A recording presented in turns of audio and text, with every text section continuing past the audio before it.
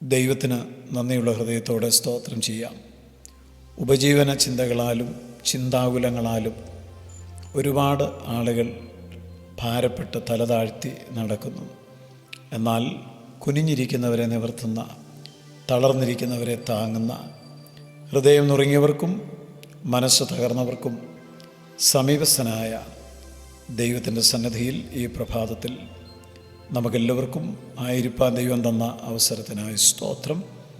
ആശ്വാസത്തിൻ്റെ ഉറവിടമായ കർത്താവ് എല്ലാവരെയും ആശ്വസിപ്പിക്കട്ടെ എന്ന പ്രാർത്ഥനയോടെ ലൂക്കോസിൻ്റെ സുവിശേഷം 10-ാം അധ്യായം 41-ാം വചനം വായിക്കുന്നു. കർത്താവ് അവളോട്, മാർത്തയെ, മാർത്തയെ, നീ പലതിനെ ചൊല്ലി വിചാരപ്പെട്ടും മനം കലങ്ങിയും ഇരിക്കുന്നു. എന്നാൽ അല്പമേ വേണ്ടൂ, അല്ല ഒന്നു മതി. മറിയ നല്ല അംശം തിരഞ്ഞെടുത്തിരിക്കുന്നു, അത് ആരും അവളിൽ നിന്ന് ഒരു നാളും അപഹരിക്കുകയില്ല. വേറൊരു പരിഭാഷയിൽ നാം ഇപ്രകാരമാണ് ആ വാക്യത്തെ കാണുന്നത്: ഗൗരവമായി പരിഗണിക്കപ്പെടേണ്ട ഒരു കാര്യം മാത്രമേ ഉള്ളൂ. മറിയ അത് കണ്ടെത്തിയിരിക്കുന്നു, അത് അവളിൽ നിന്നും ഒരു നാളും അപഹരിക്കപ്പെടുകയില്ല. മാർത്തയും മറിയയും സഹോദരിമാരാണ്, ഒരപ്പൻ്റെ മക്കളാണ്. ഒരു വീട്ടിൽ ഒരുമിച്ച് താമസിക്കുന്നവരാണ്, ഭക്ഷണം ഒരുമിച്ച് കഴിക്കുന്നവരാണ്. പക്ഷേ അവരുടെ കാഴ്ചപ്പാടിലും തിരഞ്ഞെടുപ്പിലും ആത്മീയ വിഷയങ്ങളിൽ അവർക്ക് രണ്ടുപേർക്കുമുള്ള കാഴ്ചപ്പാടും അവരുടെ തിരഞ്ഞെടുപ്പും നിലപാടുകളും വ്യത്യസ്തമാണ്. കർത്താവ് മാർത്തയെ തിരുത്തിയും മറിയെ അഭിനന്ദിച്ചും ആണ് ഇവിടെ സംസാരിക്കുന്നത്. മാതൃകയായിട്ട് നമുക്ക് മുമ്പിൽ നിൽക്കുന്നത് മറിയയാണ്. പക്ഷേ പലപ്പോഴും നമ്മിൽ പലരും മാർത്തയെപ്പോലെ അല്ലേ എന്നതാണ് ചിന്തിക്കേണ്ടത്. മാർത്ത പലതിനെ ചൊല്ലിയും വിചാരപ്പെട്ടും മനം കലങ്ങിയും ഇരിക്കുമ്പോൾ, മറിയ ശരിയായ കാര്യം കണ്ടെത്തി, അത് ആരും അവളിൽ നിന്ന് ഒരു നാളും അപഹരിക്കുകയുമില്ല എന്നാണ് വചനത്തിൽ നാം കാണുന്നത്. കയീനും ഹാബേലും അവർ സഹോദരന്മാരാണ്. പക്ഷേ ഹാബേൽ കയീൻ്റെതിലും ഉത്തമമായ യാഗം കഴിച്ചു എന്നാണ് നാം വായിക്കുന്നത്. സഹോദരന്മാരാണെങ്കിൽ പോലും, സഹോദരിമാരാണെങ്കിലും നിലപാടുകളിലും തിരഞ്ഞെടുപ്പിലും കാഴ്ചപ്പാടിലും ഒക്കെ വ്യത്യസ്തരായി നിൽക്കുന്നത് കാണുവാൻ സാധിക്കുന്നുണ്ട്.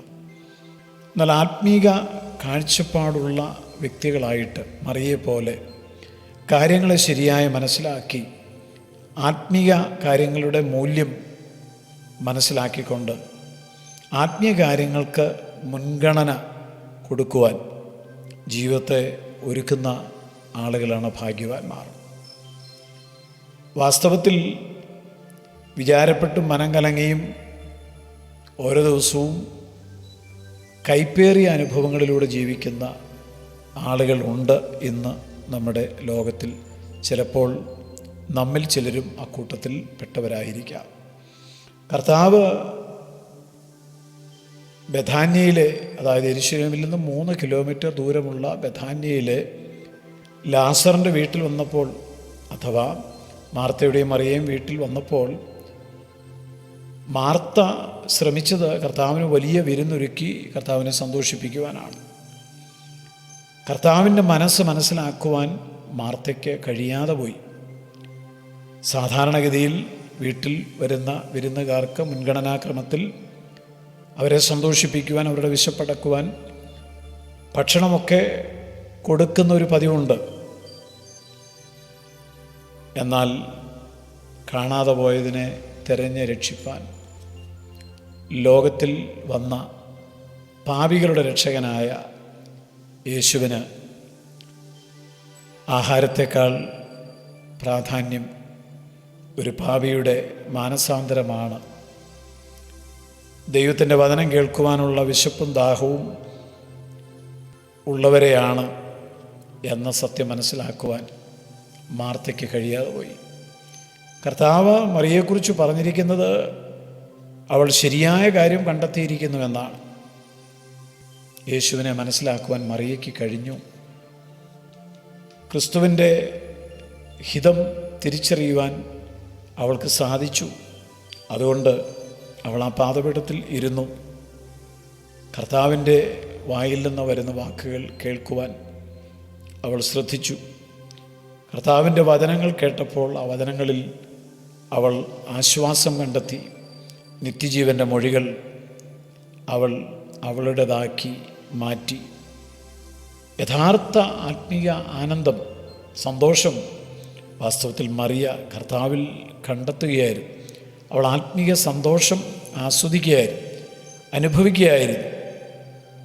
അപ്പോഴും അവിടെയുള്ള ഒരു പ്രശ്നം മാർത്തയുടെ പരാതിയാണ്.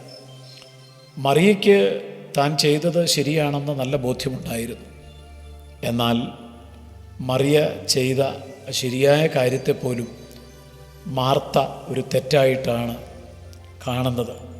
മാർത്ത പറയുന്നു, നീ അവളോട് കൽപ്പിക്കണം, എന്നെ സഹായിപ്പാൻ വേണ്ടി നീ അവളോട് കൽപ്പിക്കണം എന്ന് പറഞ്ഞാൽ മറിയയെ ശാസിക്കണം എന്നുള്ള അർത്ഥത്തിലാണ് മാർത്ത കർത്താവിനോട് സംസാരിക്കുന്നത്. ശരിയായ കാര്യങ്ങൾ ചെയ്യുന്നവരെ കണ്ടെത്തുവാൻ, അവരെ മനസ്സിലാക്കുവാൻ കഴിയാതെ പോകുന്നവരുടെ ഒരു പ്രതിനിധിയും കൂടാണ് വാസ്തവത്തിൽ മാർത്ത എന്ന് നാം മനസ്സിലാക്കണം. അതുകൊണ്ട് ഒന്നിനെക്കുറിച്ചും വിചാരപ്പെടാതെ കർത്താവിൻ്റെ ഹിതം എന്താണെന്ന് തിരിച്ചറിഞ്ഞ് ആ ഹിതത്തിനൊത്തവണ്ണം ആ പാദപീഠത്തിലിരിപ്പാൻ മറിയെപ്പോലെ നമുക്ക് സമർപ്പിക്കാം. കർത്താവെ, അങ്ങയുടെ വചനം കേട്ട് അങ്ങയിൽ ആനന്ദിച്ച മറിയെപ്പോലെ കർത്താവിൽ പൂർണ്ണ സന്തോഷം കണ്ടെത്തുവാൻ വചനം കേൾക്കുന്ന എല്ലാവർക്കും കൃപ നൽകണം. ക്രിസ്തുയേശുവിൻ നാമത്തിൽ തന്നെ ആമേൻ. തേനിലും മധുരമാ, തേനിലും മധുരമാ, യേശു ക്രിസ്തു മാധുര്യമാ,